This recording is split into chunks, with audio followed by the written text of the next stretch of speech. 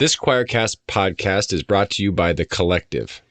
At The Collective, we believe that justice isn't optional, it's actually sacred.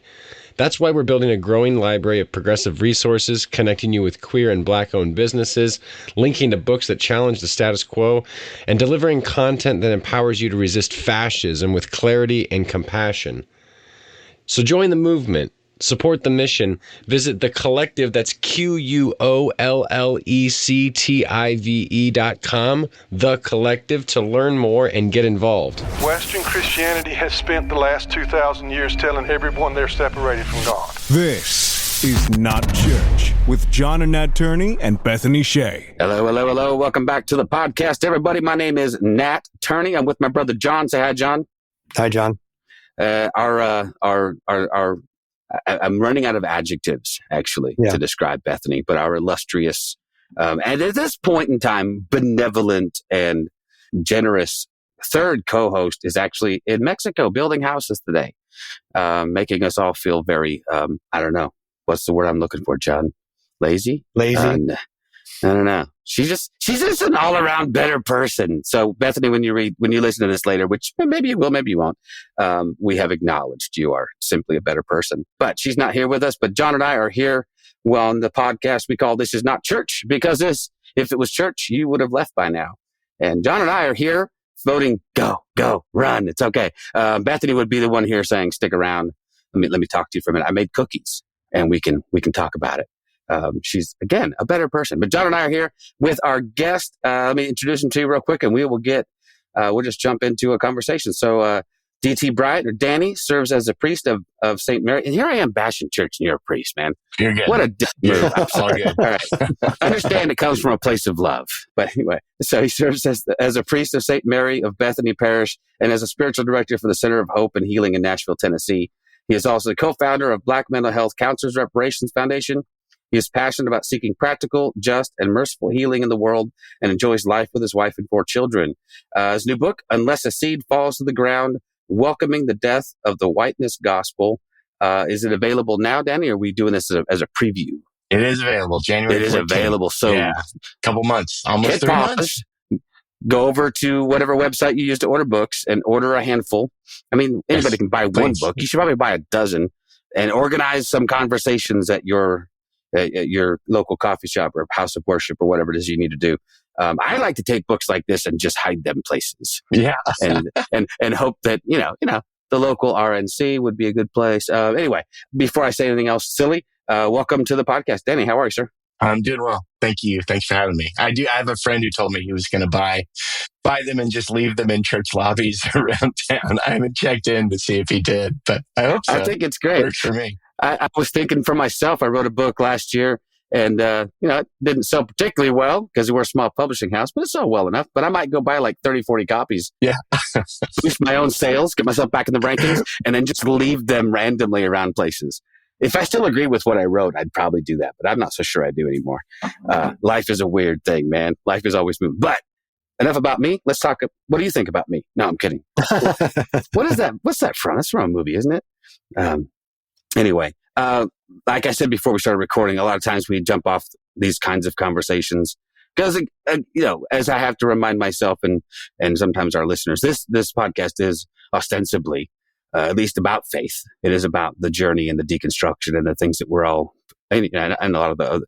So I do like to ask people about their faith background, a little bit about their journey. So whatever you feel comfortable sharing, that would be cool. Yeah, absolutely. A big part of the book is that background. We mentioned when we were talking before about me being from Southern California. I grew up and was born into a religious cult, a pseudo-Christian cult in the outskirts of LA that when I was a freshman in high school relocated to Nashville, Tennessee. So I moved here when I was a freshman in 1993 and have been here ever since because 400 people relocated here.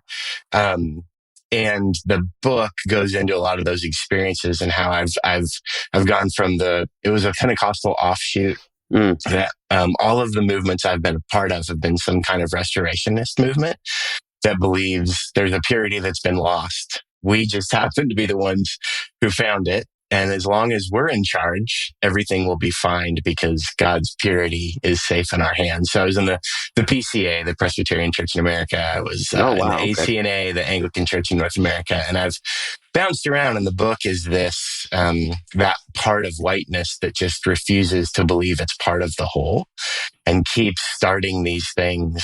And it's just the same cycle over and over again in these insular little formulas that profess to be very different, but are actually perpetuating the same lie, I think, in the world. So yeah, I've bounced around a lot, and hopefully I am not perpetuating that lie anymore, but I probably ought to be aware of the possibility based on the path at this point. Yeah, for sure. So what was the impetus for leaving or exiting that group or those groups? Yeah, I mean, all of them. I think one of the major things, the corruption was just off the charts. And so the control that this guy had in our lives, the move to Nashville was pretty big to be willing to disrupt 400 people's lives. Our life was that cult. So we did move across the country with the closest people to us. My whole family came, aunts, uncles, grandparents. And then on that, after we moved here, a lot of the things that had been kept secret, a lot of the abuses, a lot of the unethical behaviors, a lot of the cover-ups began to emerge when the leader couldn't keep them quiet anymore. So absolutely the corruption and the hypocrisy. I also started meeting Christians outside of the group and realized that this group was wrong about the people who weren't part of the group. They told me only the group was saved, and I met, other Christians or played basketball or whatever with other people. And I was like, oh, they're wrong about these people. So I think every step of my evolution has been some experience that included that. Like, oh, they're wrong about LGBTQ folks. They're wrong about these folks. And it has just continued to open up a bigger world of faith and more of God's love. And then the other thing I think is just all of the things I've been part of is I've come into contact with deeper human suffering and just realized these formulas don't hold that pain. And if God's real and if there is a love bigger than all of this, it has to hold the pain. It has to hold the suffering. So that's kind of opened each piece of evolution or space of evolution in my journey. Yeah, for sure. I had my own sort of awakening when a pastor I was working for, and I've been in church ministry for 35, I don't know, since I was like 18. But I was working for this guy, and he insisted that I go and attend this thing called the Walk to Emmaus, which you may or may not be familiar with. It's the Catholic Church has this very similar. In fact, they predate. It's called Curcio. Yes, I've heard of that. Okay, yeah. So imagine Curcio, Protestant version. Same organization, same basic setup, 7-hour weekend retreat kind of thing. But it was held at a Catholic retreat center. And my red flags, I'm like, what the hell am I doing? Catholics aren't even Christians. They're not even, what the hell? I wish what I'd been told my whole life. They worship the saints and they pray to Mary and the Pope is the Antichrist. And so I'm sitting in this Catholic retreat center, and the bishop of our entire diocese comes to all of these and welcomes everybody to the center and prays over this. And I'm like, well, okay, he seems cool. And then I'm sitting down at this retreat with like 35 other guys, and, they're all from, all these different walks of life and all these different faith traditions. And I'm like, I don't know what my pastor intended, because I know this was not it, because he's a very right wing, whatever. He's that guy. I walked away going, I've been wrong about all these people. I've been wrong about, sort of this lens through which I'd been looking at my own faith, which was it was the correct one and everybody else needed to get their stuff together. And from there, everything unraveled in a good way, but it all unraveled because then I'm like, I asked myself, maybe you ask yourself this question. If they've been lying to me about this, what else have they been lying about? Did you have that kind of experience? Like, they've been deceiving me. And this is a fundamental thing. Absolutely. And an easy thing to prove is demonstrably false. What are they hiding? Talk about that. Absolutely. What else are they lying about? And for me, when I was in a cult, it turns out quite a bit. It's like everything. Yeah. And again, there's that, I think, the terrifying human habit to see it and then choose not to. Yeah, for sure. I mean, that is an option. And people will choose the formula. People will choose the lie, and they will just stop looking, stop listening to anything that would refute it. And that the heartbreak of saying, hey, look at these things he's been lying about. Look at these cover-ups. Look at the sexual abuse of children that he didn't seem to care about. And you to see people choose that over and over again, it's devastating. It's heartbreaking because you know these people, you love them, and really, really hard thing. And in every group too. And then I would find myself in this new group. And we're like, well, this is going to be different. And it hasn't been as dramatic as the cult, but it has been the same pattern of like, oh, there are some really good questions here. Could we give some attention to them? And more often than not if it's going to disrupt really the profits and the money coming in. Well, the people who choose to see and not see, right? It kind of reminds me of the Matrix. And the guy that's like, I want to go back in and I just don't want to remember any of this stuff. Just put me back in and let me live my life in ignorance. And, I'll just pretend like I don't. Well, you make it so I don't remember any of this stuff. Just kind of reminds me of that. It's like, I know this steak I'm eating is not real. I don't care. But it's delicious. And it seems to be a muscle that can be developed. I mean, you keep doing reps with the denial muscle. It gets stronger and stronger. And I've seen people improve in that skill tragically, but it's a real thing. Yeah. Oh, and one of the things that struck me, and I've been thinking about this a lot lately. One of the things that has struck me over the years is that the more controlling an organization gets, and there's a whole lot of churches that may not be cults, but they sure operate in very similar ways. Mm-hmm. So the more controlling, the more invested people expect you to be in that organization, the deeper that propensity is to defend, because otherwise everything goes to hell, right? Mm-hmm. I mean, if I'm watching right now. I live in Texas. Gateway Church is one of the biggest, if not the biggest church in America. I'm friends with a guy who's really close with Robert Morris. I've been friendly with that whole group of folks. And I could tell you all the origin stories, but I won't bore you. And he's going to jail probably for a sexual assault that he committed 30 years ago that was covered up by the church. People in his orbit knew, and it comes on the heels of what happened at Hillsong. It comes on the heels of what keeps seeming to come out of the news on a weekly basis. And is there something fundamentally flawed just with the idea of these larger organizations? And I don't think size has much to do with it. Maybe coincidental. It doesn't help. Yeah. But right. The organization, I think that's a whole nother conversation. Obviously something like the bigger they are, the harder they are. I mean, they can't fail, right? But the control level exercised and people's willingness or inability to see what's going on or to acknowledge what's going on. Yeah. And the more we have invested in something, the harder maybe, and I know that was, so I left the cult when I was 23, 24, but I started asking good questions when I was 13. And I did have friends on the outside. And so it was an easier thing for me than it was somebody who was 40, 50, 60, who had to deal with a whole life lived in it. So, the deeper we get into the pretense, I think the harder it is to separate from it, because it will cost you friends, family. I mean, I lost a lot in that process, leaving of relationships, but it absolutely worth it. But it definitely is a human thing, the whole, and in the cult I was in, and I think this is indicative of the whole thing. This is a part of the book too. There are these economies that are tied up in it. Yeah. And they all have their own economy. They all have their own publishing. It's such a, if you master that economy, there are rewards, and you're leaving those rewards if you say anything about them. And so, you are, even you mentioned, being in ministry at 18, they get young people and immediately incentivize not seeing and not saying what is seen. I think it's an addiction. I think you're right. Yeah. Well, and they prey on, I think people like me, and I've been pretty open about this. I know my personality. I liked having a place of belonging. and even the little platforms that I ever had, I enjoyed that.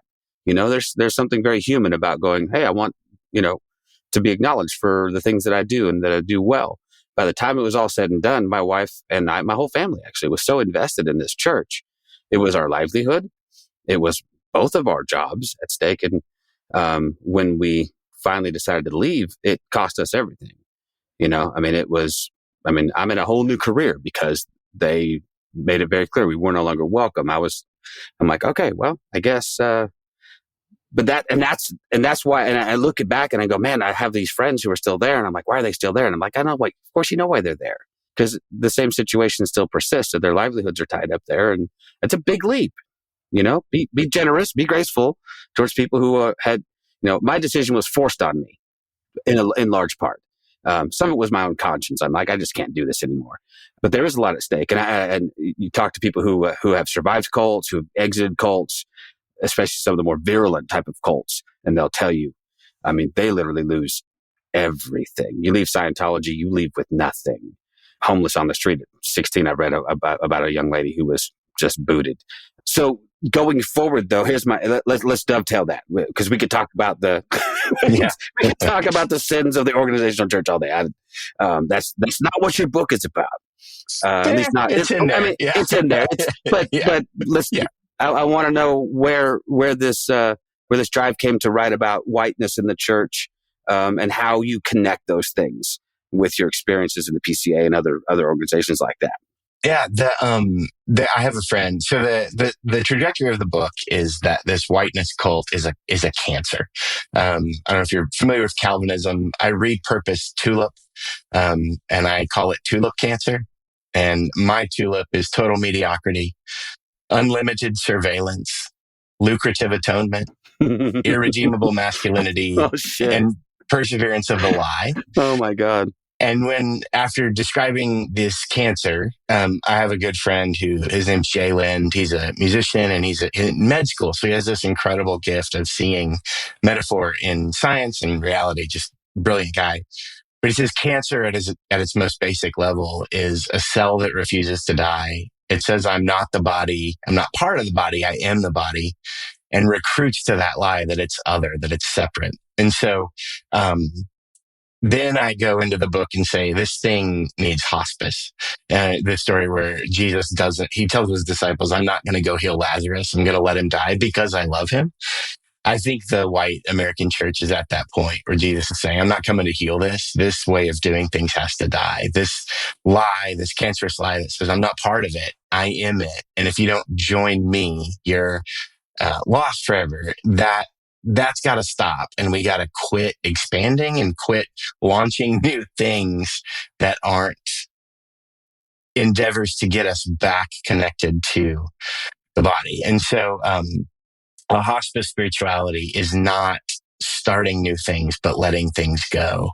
You mentioned the foundation that I'm part of, the Black Mental Health Counselor Reparations Foundation. I argue in the book, no more church plants. Stop. Like, take a 5-year break. Yeah. No more church plants, and let's do reparations. Let's heal the wealth gap using the funds that have been accumulated on the backs of others. So these mutual aid, kind of Christian anarchy, this find each other and put the money there instead of expansion, instead of miracle cures, for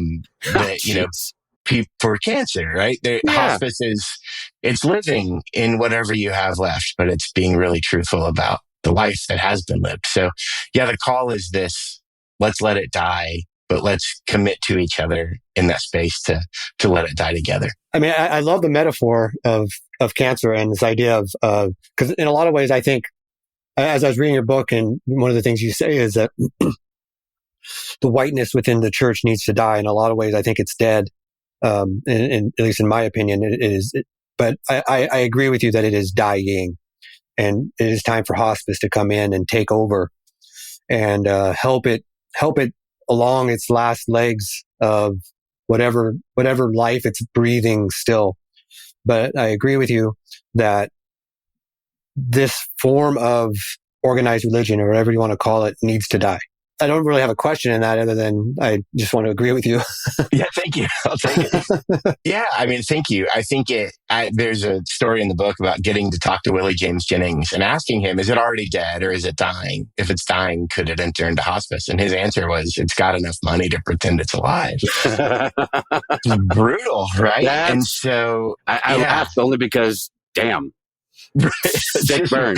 Weep or laugh. And so to just stop investing in the pretense that this is life or that this is healthy, and to quit lying to ourselves. Every day you wake up and you're like, what is today's adventure in absurdity going to be? And it's like being in a cult where it's like, oh, I guess we believe in tariffs now, or I guess we believe in this now. And I've lived through that in a cult. And so it's just so evident that this thing. Well, I mean, it's as simple as Elon Musk and the electric car. How long ago was it that their great leader was making fun of anything that was electric? And all of a sudden now he's like, I'm going to buy myself a Tesla. Well, yeah, of course. And it's just this lie that keeps getting perpetuated over and over again to back up whatever changes they need to follow this guy. Yeah, it's a cult. Yeah. That's like something I plead for in the book. The hospice thing for me. I think deconstruction is very helpful, and I use that language. I have 4 kids, and we've had a lot of Legos, and you can buy these Lego packs where you can build a car, a helicopter, and an airplane, but it's all the same set of Legos. Right. And I think sometimes deconstruction, if the cancer is we can start over, we have a purity, and it'll be okay because we're in charge. Deconstruction has a danger of launching a new fundamentalism. Absolutely. And so I thought the hospice metaphor might be it's very direct. It's a brutal truth. Like, hey, it's dying, and that's generous. But we could be together if we told the truth about what we've been a part of. We could redistribute this wealth, and we could gather around a table that Jesus has given us. I hope agree about that. And so the hospice is hopefully a nonviolent way of doing this. Like, could we come back together and not rebuild something that's just going to hurt more people when they step on them later? Yeah. Like Legos. Well, I mean, yeah.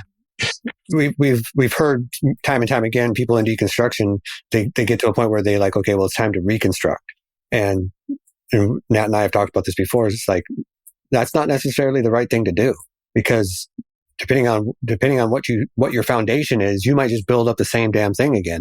And I think whiteness is very much tied to our salvation is what we think, and our thinking is what saves us. And so to reconstruct is probably going to be another worldview, another thing that's very detached from bodies and very located in our heads. And so to not reconstruct, obviously, we're talking about a book, like thinking matters. But yeah, I totally agree. It's stop thinking that thinking saves us, and see the world the way Jesus does, and receive the salvation of walking into a room and having everything you believed obliterated, and say, this is good news. I get to love more people. That's a wonderful way to live. Yeah, but that requires such a change in perspective, doesn't it? I mean, if I transplant myself back 20 years, these conversations and these thoughts I'm having are catastrophic, because they do really mean the death of everything. The question is, for us, I think, is the thing we're protecting worth it? And while I watch what's happening in our country, I see people clinging to an image of a country that never existed. This whole "Make America Great" thing is ridiculous. I'm not saying America has never been great. Maybe it never has been. But when I ask people, well, when was America great? They always point back to a time. So say the 50s, post-war era that was a time of economic booms and blah. Yeah, I'm like, it wasn't great for everybody. Are we going back to that? Are you going back to when your white majority was guaranteed, that you knew you wielded more power and influence, and that you could pay token lip service to things like civil rights, but you didn't really mean it? I don't think most African American folks, most BIPOC folk, want to go back to the 50s. I bet most women don't want to go back to, but we're going back there. We're marching steadily. LGBTQIA plus people definitely don't want to go back to the 50s. I just read today that the current administration is now targeting the Smithsonian, and they want to remove an entire exhibit about slavery. I'm like, they don't even do that shit in Germany, man. There is landmarks, and if Trump was running Germany, first thing he'd do is destroy Auschwitz. Let's get rid of Dachau. We don't need these reminders of our brutal past. While he erects the next one is what would happen. It scares the shit out of me, and it breaks my heart while I watch people who I thought were better than this be complicit in all of this. That's just a rant. I don't know. But it's relevant. I mean, I believe I love the United States more than Donald Trump loves the United States. I believe I love the people who are still in the cult more than the cult leader ever did. I think these just not letting go of somebody's dignity, even Donald Trump's dignity, not letting go of that to say hey, I think you can be better, man. And it's because I love this country. It's because one person read the book and said it feels like a love letter to the United States, the church, and the world. And I hope that's not everybody has encountered it that way. But I think from what I was trying to do is, can we heal together by telling the truth about ourselves? And when you say those things, I hear love in it. I want people to be better. Yeah. Well, and anybody who's ever dealt with anything serious like health issues or addiction or whatever, you don't get better by lying about how you are. You don't ever get, what's the first thing they tell you in Alcoholics Anonymous? The first thing you have to do is you have to acknowledge you have a problem. You can't go get cancer screening if you don't first go to the doctor and say, I think I got something's going on here. And us just burying the symptoms and pretending like they're not happening is symptomatic of a larger issue. I don't know where to go from here. The best I think I can do right now is just not be silent. And, it was really sad. I live in a West Texas town, and we are, God, guns, the Bible. The whole 9 yards. You live in Tennessee, so get outside the Nashville bubble and you find it, I'm sure, everywhere as well. It's creeping in on Nashville, too. Oh, my gosh. But we had a parade on Saturday. We have a rodeo, one of the big rodeos. Oh, yeah. And so we had the rodeo parade. And I own a coffee shop that actually sits on the street where they were going down. I'm like, this is great. I'm going to go watch a little bit of this parade. And the second float I saw come by was the Sons of the Confederacy as they're rolling down with their Confederate flags in there. And I'm like, fuck me. And later that day, a friend of mine who's queer had come in, and she'd posted on Facebook that day they were going to participate in the Hands Off protest this weekend, and they were going to actually march in that parade, and they'd called it off because of some threats and just a ton of pushers. So the Sons of the Confederacy, basically the Klan without the robes, can march down Main Street. And my friends who want to say, hey, maybe get your hands off our healthcare, maybe get your hands off our people, maybe women, get your hands off my body, are intimidated to not participate. And I literally just found a corner of my place there that day and just kind of wept a little bit. And then she came in later and we had to talk about it. I'm like, she's sitting there with a trans friend of hers, and I'm just sort of eavesdropping on their conversation. And it's heartbreaking. It's heartbreaking because they don't know where they feel safe. In fact, they don't feel safe. Where can they go to be safe? And all they want to do is, that's the one thing I wish, these folks would get. No one's asking for, I saw some jackass on CNN squawking about LGBTQ rights and they somehow claiming they want special rights.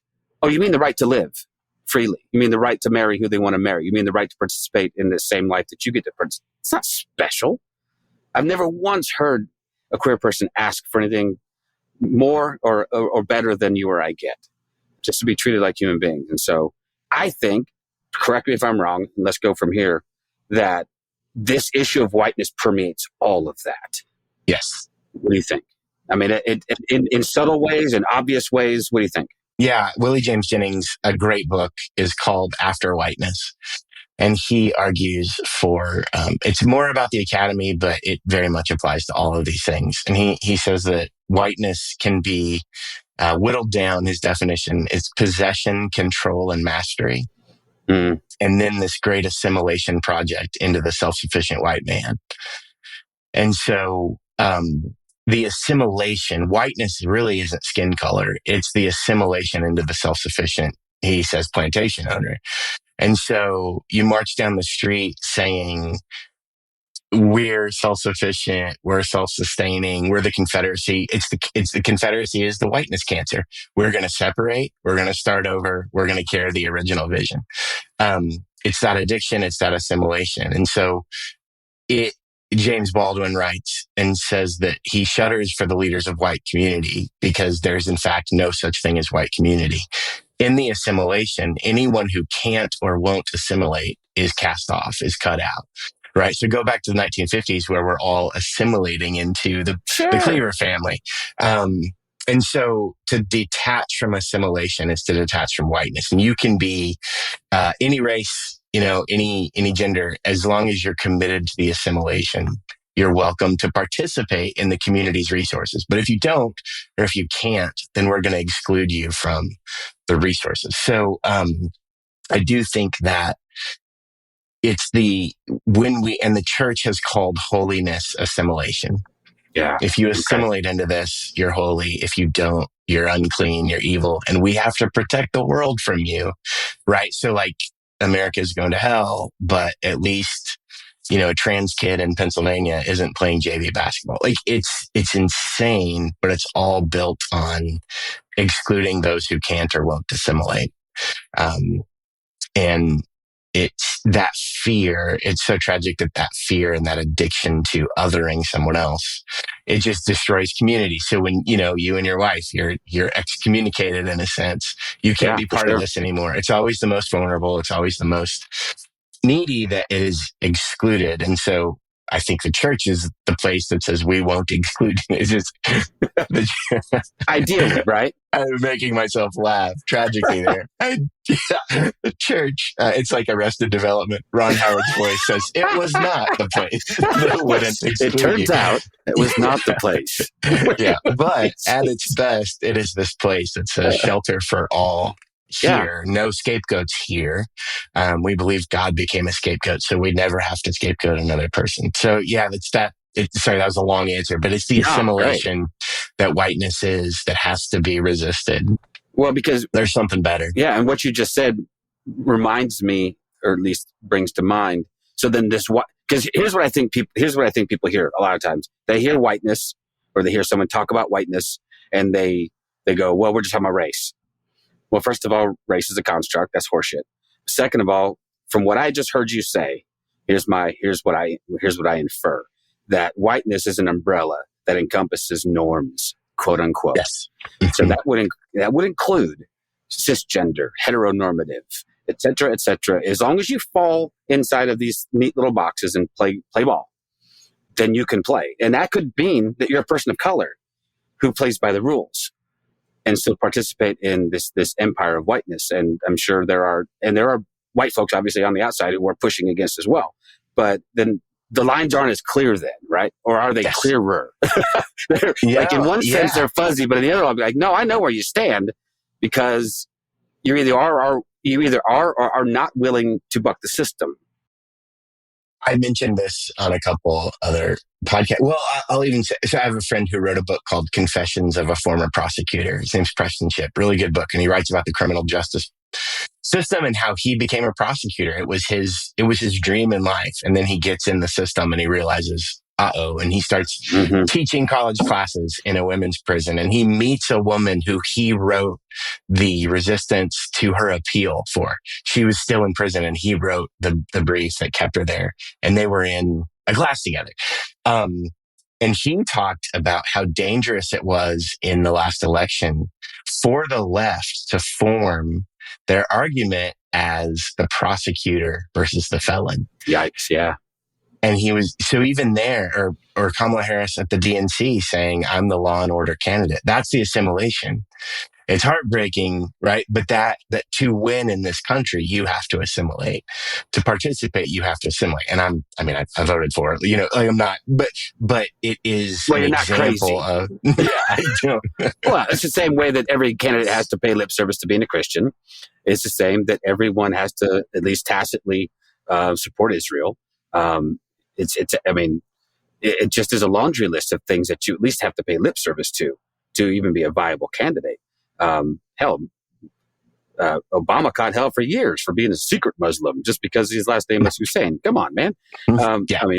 Obama, his middle name was Hussein. Oh my God, that was the death knell. But even he's more Christian than any of these sons of bitches on the Hill. That guy's deeply, deeply religious and faithful. Somebody wrote a book. Do you remember that? It was a guy named Stephen Mansfield, who has been in Nashville for a long time, but he wrote a book called The Faith of Barack Obama. And even this white guy is going to go to the White House and investigate his faith and then write this book that says he's okay. And thanks, it's insane. buddy. It's a cult. Thanks, Stephen. Yeah. We're all waiting for you to weigh in. Why does he have to defend his Christianity? Exactly. And Trump gets to walk out there and hawk Bibles. I think I have a theory. I won't guess. Tell me what's the. Yeah, I know. Yeah, and so this, and again, it's an addiction. It's a cancer. All this language, and it can't stop.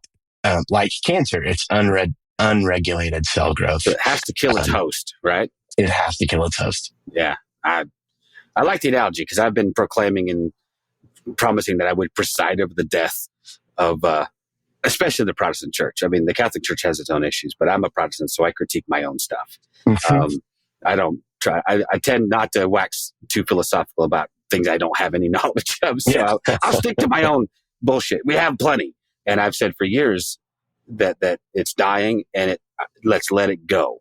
I will preside over its death. I will dance on its grave, and then I personally don't think that you or John or I or anybody else should have any participation. Well, maybe some participation. And what comes out of it? Because I don't know how you feel about this, but I'm as far away from the church as I ever have been in my entire life. It's so deeply ingrained in me, though.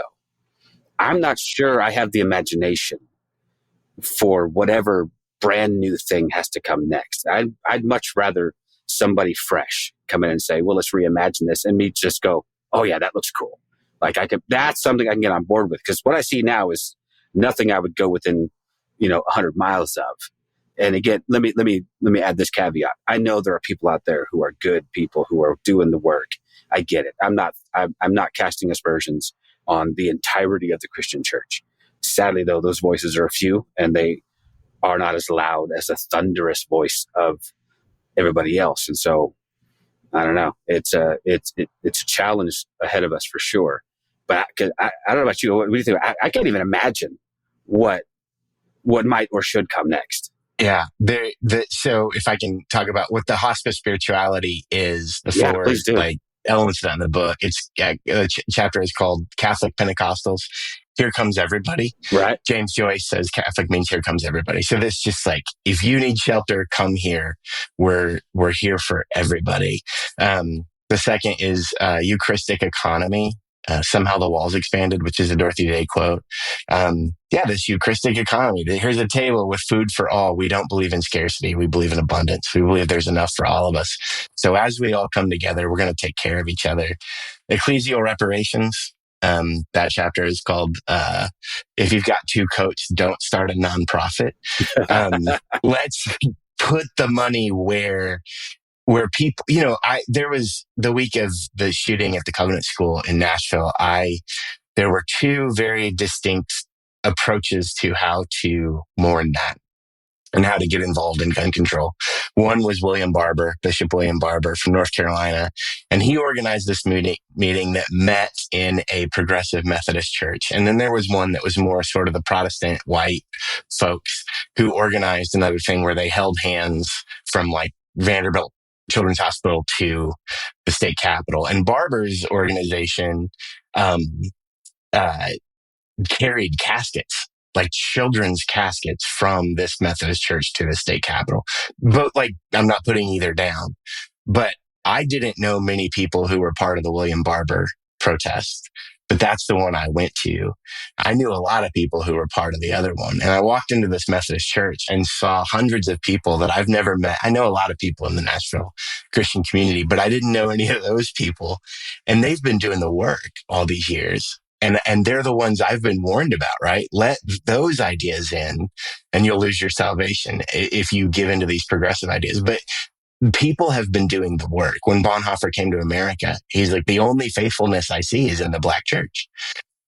And so how do we find, there's a, I'm sorry, I quote these other people, not to tell you I read books, but because I want them to have credit.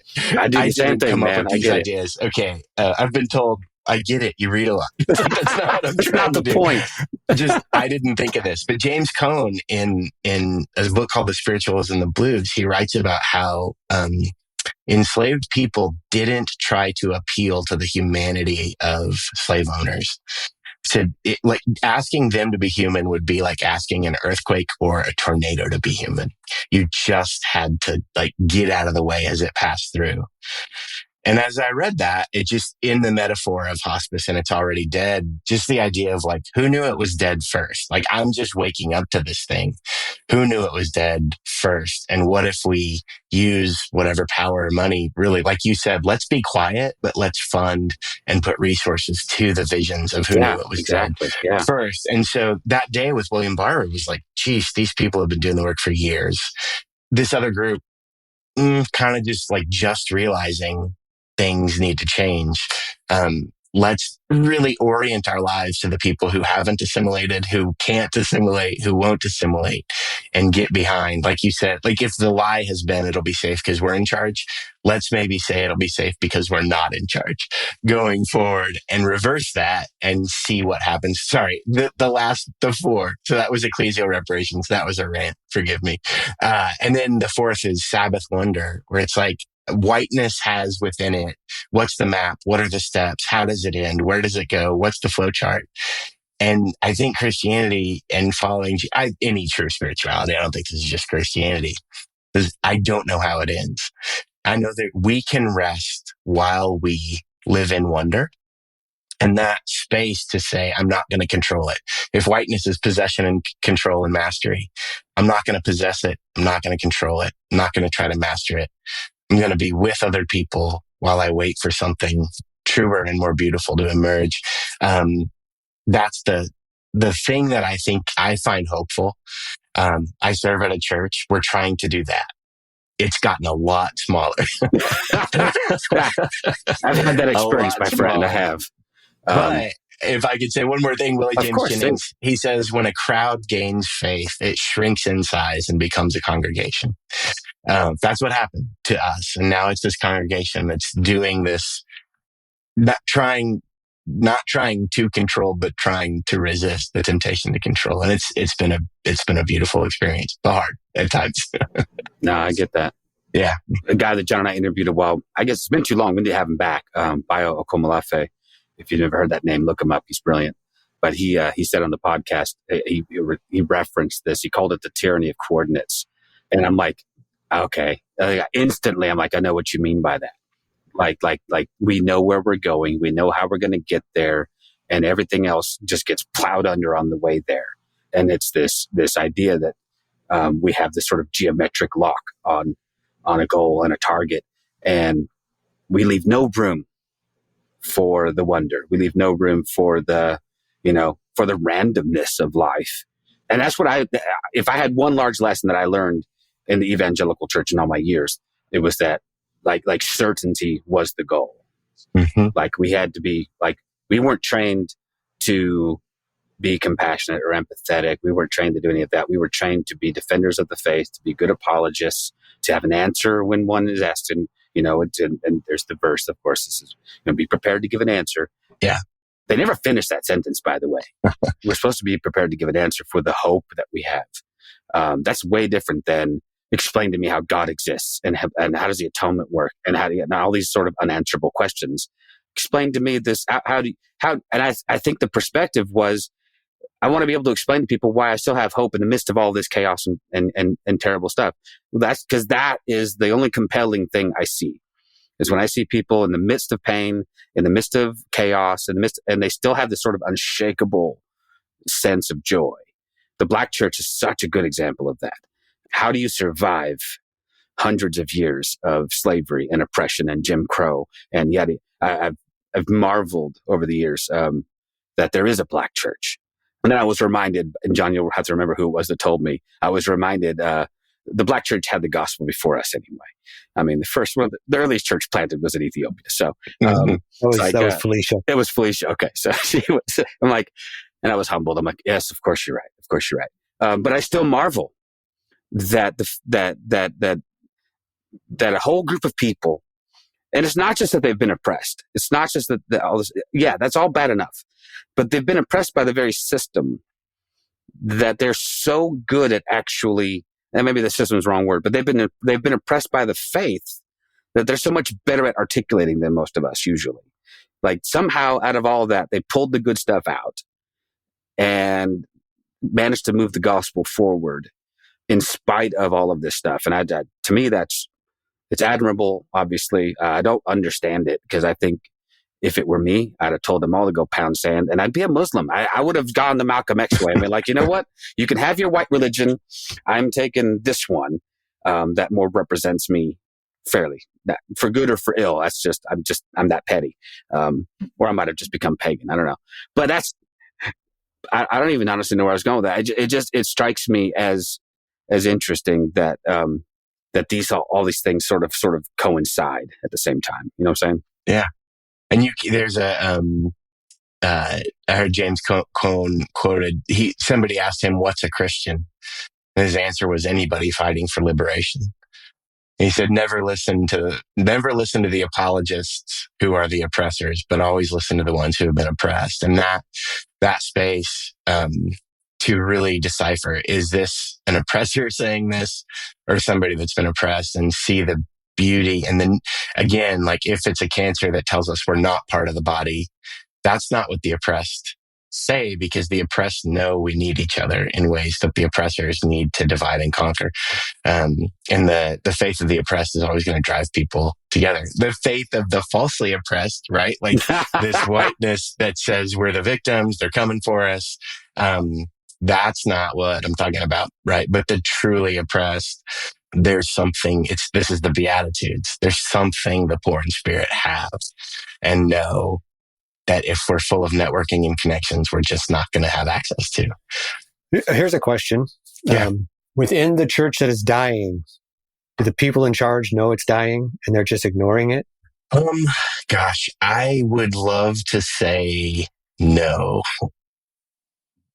I think it's mixed. I think, you talk about the 18-year-old, the 20-year-old, the 25-year-old, the zealous, new believer. Do they know? No. As I've moved into these leadership structures, I'll say this. Well, I think there are people that do and people that don't. I think it's usually the higher up you are in that assimilation ladder, you're more likely to know. I think about something happened in the cult. When I stayed, I was the most progressive member of the cult. While I was there, I gave the impression that it could change, and it didn't change. When I left, it changed. You said Malcolm X. Malcolm X says, we got to give people data. Forget this argument stuff. Let's not keep the false hope of change. Let's give people data that they look at and they say, I'll look at the data or I won't. In the PCA, every once in a while, you'll have a woman that teaches a Sunday school class, and it gives the appearance that maybe it will change. And I think that, in a sense, is like the good slave owner that gives the cover for it, where it's like the woman teaching the Sunday school class in the PCA. I would say leave. That's the only way it'll ever change, is if people who are clearly faithfully loving Jesus choose to do it another place, not to go build something somewhere else, but to show this insular formula isn't there. I think that is the only way the people who do know and cover it up will ever have to look at it, by them being given more data that more people can see. I think probably 80 to 85 to 90% of the leaders don't know and aren't bad people and think they're probably part of something good. There's a small percentage of people who are willing to push up against it while staying part of it. And then there is absolutely a group, and I've encountered this in every group I've been in. There are plenty of stories in the book about dinners with bishops who 100% know what they're doing. There's a story in the book about a priest who got away with sexual harassment, and the church's budget hit $1 million for the first time in their 10 or 11 year existence. And the boys club doesn't just condone, it rewards this behavior. And so that part of it, they know. And it's that when you know and you're perpetuating those things on people, to me, that's there's always a character in a movie who says, I can't abide it. I love that line. I just can't abide it. I can't abide it. I can't abide it. And they do know there's absolutely a group, and it makes me very angry. Yeah. Well, and just as bad. I mean, well, maybe not just as bad. If we're going on hierarchies of bad, next level down bad is, and this is my experience in my church, are the leaders and the pastors and the people like that who aren't even asking the question. Like, it hasn't even occurred to them that something might be amiss. And I've had so many conversations because I was fully, and again, to use an overused word, but I was fully deconstructing my last probably 2-3 years at the church that I was last on staff at. And naively was talking to my friend, the pastor, about all of it because I was gleefully discovering things that I thought he would be interested in because he's a thinker and he asks questions. And it started with simple things. Well, not simple, but it started with basic foundational things like atonement theories. And, why do we buy off on this whole penal substitution thing? It's really not biblical and it's really not true. And when I would have breakfast once a week or so and talk to him, he'd be like, I never thought about that. I'm like, you're my age and you've never thought about this? You've never thought this doesn't make any sense? That the God who says he doesn't want human sacrifice and would never abide it is saving us all through human sacrifice? I don't buy it. And it got to a point where his snarky little opener every time we would meet for coffee or whatever was, all right, well, what are we questioning today? And I'm like, all of it, man. What do you mean? I'm questioning all of it. It all has to be dragged out into the light, exposed to the radiation, and whatever's good will last. Whatever's bad needs to burn away. And I thought, John and I have had many conversations like this. I was deeply committed to staying and affecting change from the inside. I'm like, I'm well positioned here to do something. And it turns out I was not, because it wasn't long before I was marginalized, relegated to the sidelines, not allowed to preach anymore, not allowed to do certain things anymore. Basically told I was, in so many words, I was unwelcome. And when we decided to leave, the telltale sign was, oh, well, good. God bless you. Yeah. Like, they didn't fight to get me to stay. Nobody was wringing hands and like, no. They were like, you know what? It's probably for the best. I'm like, okay, you want to be gone. However, let me say this, and then I'll ask you this question. I also admire the hell out of people who stay and who do push against the windmills. I think I think there's a lot of futility in that. And it breaks my heart to see them, because I think they're going to get to that realization soon too. I just know it's a heartbreaking road to get there. But is there a place for people to do that from the inside? Is there a need for somebody who understands the way the machine works to maybe help pull levers in there? Or is our best strategy to get the hell out and let the thing collapse? This is what I think. This is where I've been thinking lately about this. If you need to keep, if your philosophy is you're going to stay in it, in fact, from the inside, stop funding it. Yeah. Stay, teach, fight, do what you got to do. Quit supporting it with money. I think the biggest piece of all of this is greed. Yeah. And the convergence of religious and political for profit. So anybody who needs to stay, I am not the Holy Spirit. I can't tell you whether you should or not, but don't give it money. And I think that's where the change is most likely to come. I also think there are going to be degrees. Like, if I had stayed to fight it, I would have been staying at a place where sexual abuse was rampant and people were choosing abusers instead of victims. Yeah. So that's not a woman teaching Sunday school in PCA world. You know what I mean? So that's like tomato or whatever. For sure. Tomato, apples and oranges. What's the metaphor I'm looking for? I like the tomato thing. It's more closely related. Yeah. I don't know. So yeah, everybody's conscience. But if someone is part of something that's like abusing others, get out. But yeah, if it's, let's say you believe the dignity of, LGBTQ folks or gay marriage, and you go to a church that isn't, you're going to fight there. Okay, quit funding it. I think that's how I would answer that. I think the only other issue I would have is you're going to have to be vocal. Yeah. And you're going to have to stand up for your LGBTQIA plus siblings or your BIPOC siblings. And more than likely, you're going to be asked to leave in some way, shape, or form. So well, then it's problem almost solved. Right. Yeah. It will take care of itself. Yeah. Yeah. No, I think that's a good point, John. That's a very good point. I wish I'd had more courage, to be honest with you, because it would have been fun now to just be the asshole and just force their hand and be like, you know what? Maybe you just need to go. Well, I'll go when when you bring me before the elders and formally excommunicate me. Other than that, I'm going to be here and I'm going to say what needs to be said. And yeah, I just didn't do that. I was like, you know what? I'm going to take my ball and go home. I had stopped funding it a year before, which was one of the big reasons they were mad at me. How could you be and I was never a paid staff member. This is the thing that killed me. They were like, how can we let you do all these things and you don't even? I'm like, you're not paying me. What am I getting out of this deal except what? Some sort of status or whatever. It often is multi-level marketing. I mean, the church planting in the United States, it is just multi-level marketing.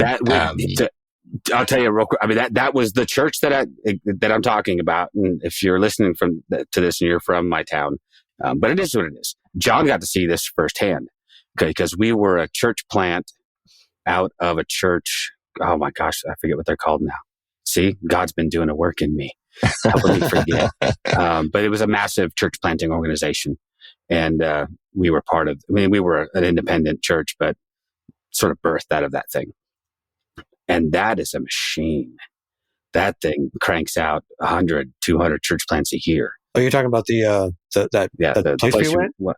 Yeah. ARC? ARC, that's what it was. It's called the Association of Related Churches, the ARC. And John and I went to a conference, which was ironically enough in Vegas. I had been invited to go with my pastors. I'm like, John, I actually think you were visiting at the time. Like, hey, you want to go to Vegas with us? And we'll spend a couple days in Vegas. We'll go to this conference. I left that place disgusted. In fact, John and I, my second largest regret in life is, I think the second night of the conference, we had a chance to go see Fishbone and Reverend Horton Heat. And we opted to go to the conference instead. I will never forgive myself for that. I was like, well, I came here to do this. I probably should do that. But I'm like, John, Fishbone, Reverend Horton Heat. And it was cheap, too. And it was cheap. It was like $25 tickets. I'm like, what are we doing? And then we went to the conference. Anyway, long story short, got out of that whole thing at the end of it. And I write a tiny bit about this in my book as well. But I was just overwhelmed with how mercenary the whole thing was and how assimilation was. There was one speaker the entire weekend who said anything worthwhile. And he was the first guy to speak, and I never saw him again. And he spoke about whiteness, and he spoke about privilege. And he was a black pastor from LA, had been an NFL football player, charismatic, just really, but he came out and it was fire. I mean, it was like, if he'd been preaching that in a black church, it would have been amens as far as you could see. They'd have shouted him down with amens. And you could have heard a pin drop in this place. It was like, oh, all right, well, I guess it's been nice seeing you. And he left. And everything after that was just rah, rah, rah, hoo. Listen, look at what we're doing. So I'm with you, man. The money part is I think the most crass, but the most obvious way that it shows up. When you go to a massive church in Las Vegas that's got a laser light show and, professional musicians, and they're doing the whole thing, and it's just like this slick production, and they're talking about getting in the trenches to do God's work, that, their version of that is just getting people in the door, getting them to assimilate, And that final step of that assimilation is how, if and when they start putting money into the offering plate. So defund the churches. No, not defund the police. Let's defund. I've been an advocate for a long time of tax them. Like I have like multi-million-dollar churches in my city who pay no property taxes, who pay no income taxes, who actually contribute very little or nothing to the communities in which they live. They're not charitable except that they have a 501c3 and they are allowed to operate tax-free. I don't know, man. Maybe it's time to start taxing them sons of bitches. Yeah, it's definitely on the table. It's just too easy for grifters. Do you guys watch The Righteous Gemstones? I love it so much, and I hate it. Yeah, and I love it, and I laugh and I cry. But the people who are writing that, they know the ins and outs. They know, it's cartoonish, but that is the business model. But just like when you watch the Book of Mormon, if you've ever seen the Book of Mormon, Matt Stone and Trey Parker have intimate knowledge of the Mormon church. Yes. They lampoon the hell out of it, but they get it right. And I've seen Mormon after Mormon after Mormon on YouTube and places going, it's a guilty pleasure. I love that. I love that play, that musical. And they got 99% of it right. But same thing with The Righteous. I mean, it's laughably funny, but it's if I stop to think about it too hard, it breaks my heart too. Because I'm like, back to enough money to pretend it's alive. It's very much that. Yeah, I would love to see a place. Because the other thing that strikes me about the taxation thing is, if you really want to be truly separate, if you really truly want to be a church that's not influenced or whatever or by government, well then stop taking the handouts from the government. Because technically, if they want to, they can start policing what you say and what you do. For as long as you hold that tax-free or that tax-exempt status, they have their fingers in. I wouldn't want any of that. I will say this for myself: the handful of years that I ran my own church, and I did try it, we never registered as a 501c3. I had no interest. I'm like, I'll pay my taxes. I'll pay. In fact, we also raised no money because I'm terrible at it. There were no pretty bad myself. Well, we had a really unique situation where we met in a building that I was renting for a coffee shop. So the church operated almost for free for the 3 or 4 years that we did it. And that was on purpose as well. Like nobody took a salary, nobody got to pay it. What little money we came in went right back out the door again. But as your experience might also attest to, it ended up being a very small group of really, really great people. So anyway, that's a story for another day, man. We've kept you for an hour and have enjoyed every single minute of it, Danny. Thank you very much. I've had a great time. I'd love to keep you for another hour, but I know we all have things to do and places to go. But Johnny, go ahead, real quick. Yeah, please do. I don't know if you wear that hat every podcast, John, but very well chosen for today. So what's funny about that is that's the town I live in. Okay. I won't say it because I'm trying to be cool. And a friend of mine made those hats and we were going through some issues locally and they're like, so the upside down thing is a sign of distress, right?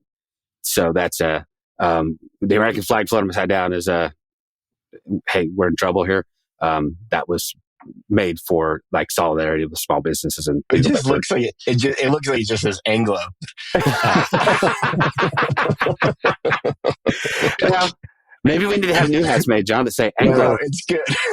I tell you, these are the conversations though that I want to have more and more and more because one thing I'm committed to now, and John and I have been committed to for at least the last 2 or 3 years, is giving as much as we can, giving platforms to people talking about these things. There's plenty of other platforms people can go talk about their own silly stuff.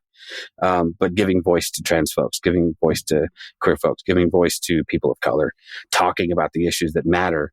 Because quite frankly, I know what you said really resonated with me. I don't trust myself completely unless I'm listening to the other voices.